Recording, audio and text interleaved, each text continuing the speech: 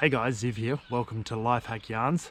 Just wanted to have a casual chat about quitting alcohol. I have lost a bit of weight, that's for sure. I lost 5 kilos without basically doing anything else. I was just saving money, and that's a big motivator for me. Condensing the joy in your life, and alcohol is really such a big depressant. I quit alcohol at the start of the year. I'm 5 months in now, and I just was going to update you on how it's all going. I did it because I was drinking way too much. Some nights I'd even just knock off and have 6 beers and do that every night for a whole week, which first of all isn't healthy. In Australia, that's very expensive. We probably have some of the heaviest alcohol excise in the world, and it can get heavy on your hip pocket. It wasn't good for the family, I guess, either, so I just decided to quit for a year, see if I could do it. I've quit once in the past. I quit when my wife had our first kid, and I decided to do it in solidarity with her for 9 months. But this time it was sort of just we wanted to make a lifestyle change, and quitting would get us out of those habits.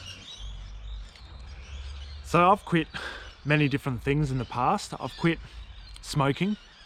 I did that about 3 times. So I quit for a year and then got back into it, and then 6 months and got back into it. And every time you quit, you get strong at it. It's like doing an exercise, growing a muscle. The more you quit things, the better you get at it. I've quit sugar in the past. I'm still sugar-free, basically. I eat natural sugars like honey and things like that. But yeah, I wanted to cut sugar out of my life. I've quit beef for sustainability reasons. I find it a bit funny that people can like go, oh, you shouldn't drive a car because of the carbon emissions, all of that. And they're talking about sustainability when they still eat beef. Methane has a higher global warming potential than burning fuel, and they also use a lot of water, all of that. So you can make simple choices like quitting beef to be more sustainable. Anyway, so I like to quit things like once a year. I do it as my New Year's resolution usually, and this year it was quitting alcohol. Now at the start it was pretty hard. I drank a lot of those because I drank a lot of beer before in cans. I drank a lot of those like lightly flavored sparkling waters. They come in a can, and it just helped me with the urge of cracking a can and drinking something. But that wasn't cheap either. They're quite expensive, and one of the reasons that helped me quit is that I would be saving quite a bit of money, 70, 80 Australian dollars a week. And that just wasn't happening with cracking those sparkling waters. But it certainly helped. Like at the end of the day, I was so in the habit of, just cracking a tinny and sinking it, that cracking one of those waters gave me the same effect. So I did that for about 3 months, and I was just addicted to those flavored sparkling waters. No, they're sugar-free, all of that, pretty healthy, but yeah, it's an expensive way of drinking water. Now, for a similar thing, like if there's a party or something, I just there's this sugar-free cordial that I have. It's like a tropical cordial, and I just mix that with I refrigerate some water, and that sees me through, and that's definitely super cheap. And I drink a lot of tea anyway, like in the morning.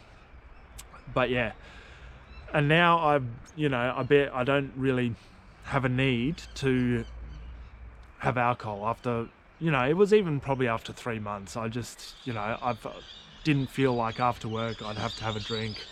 I didn't feel the need of it. And we don't go to that many social events, but like when you go to a restaurant, it is nice to have a glass of wine or something. But yeah, just getting rid of it all. That's been pretty good. Now, when I say I quit, my wife and I did it together. But what we did was we allowed ourselves one drinking session per month for the year. So I'm not like completely quit. And I had a mate who quit alcohol as well for other reasons.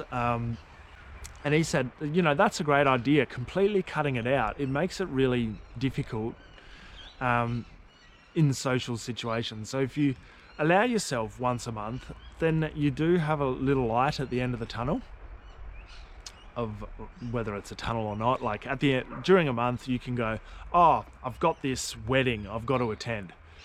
I'm going to drink at the wedding. It's going to be totally fine. I'll allow myself 12 times a year, and that's not going to affect your health too much unless you just absolutely binge drink. But I found like the couple of times that so far I've only drank 2 times. So I've got like 3 months basically banked up because I haven't needed to use them. I drank 2 times, and those times I actually didn't drink anywhere near as much as I usually drink. I drank way less. So, you know, I was fine to drive home. I had like 5 beers over the 5 hours or 6, 4 hours that I was there, and I was fine to drive home even. So it had a huge impact, having been quit, to not needing to drink as much as usual. I can't even remember what the other time was. I think it might have been a wedding. No, that wedding was on New Year's Eve, so that was before I started the year of no drinking with a hangover. Although I don't get the worst hangovers, so but yeah, I don't know what the other one was. Maybe it was just during a fringe season or something like that. But yeah, went to one party. So overall, it's going pretty good. I have lost a bit of weight, that's for sure. I lost 5 kilos without basically doing anything else, because I was already quit sugar the year before. So this, I think, is my 2nd or 3rd year of having been quit sugar. And I wasn't really doing much different, going for the same daily walks. And yeah, I lost 5 kilos just from quitting the beers. So that was a huge thing. Where it just impacted my health straight away.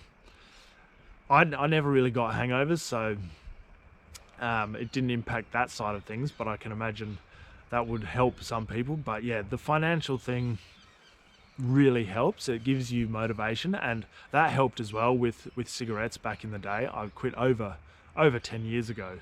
Probably, yeah, it was before I had children. I quit cigarettes, and even at that time, it was expensive. Now, like at that time, it might have been $50 or $60 for a 50-gram pouch of tobacco. Now it's over $100 Australian for a 50-gram pouch. US dollars, I don't know what that would be, like $70, I would say. $60, $70, but it's over that. So it's probably like $80 US. And like $120 Australian for a pouch. I don't really know the prices. I just know it's gotten really, really bad here, and it's just going up and up and up. Even they might be just all out banning it. It's banned in like most places to live. But yeah, that really helped me at the time, where I was just saving money, and that's a big motivator for me. Where I calculate every overhead in my daily life, and try just to minimize those, so I have as much free cash to put in the mortgage or to invest or whatever it is. And quitting alcohol is the same thing. Just a bottle of wine at going out for dinner, you pay, between, it's very rare to find a $20 bottle at a restaurant, but probably between $50 and $100 for a bottle of wine you share it with the wife at a restaurant. And it just makes your meal $20 to $100 cheaper. A couple of pints between $10 and $15, and our pints are different in South Australia to the East Coast. Yeah, it would be an imperial pint here. That's what we call it in South Australia. I know we're totally retarded in how we call it, and I don't know how it compares. I think it's the same in America. It would be a big pint. Is what we call it here, or an imperial pint, but your standard pint, yeah, it's $10 to $15 Australian, which would be, yeah, probably about $10 US. You have a couple of those each, and you're looking at, $50 to $100, and that just saving. Dinner's already expensive, right? And just saving that every time you go. Not that we eat out all that often, but we try to, treat ourselves once a month or once every couple of months. Go to the pub, go to a restaurant, whatever it is. We don't feel like cooking, and we'll go out. And taking the alcohol out of the equation is just great. You can eat more or have an entree, something like that. Really helps. So yeah, that's just a bit about quitting alcohol. I recommend trying to quit something every year, because it keeps your quitting muscles strong and makes it easier the next time you try to quit something. You know, most monks, they live such a minimalistic life, right?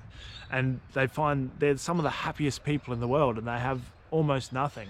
And so condensing the joy in your life, and alcohol is really such a big depressant that it doesn't offer much joy, and you find way more joy when you do it, when you have some and have it sparingly, than just necking beers every single day. The only thing that I found it help with is if you have a stressful day, it does help you unwind.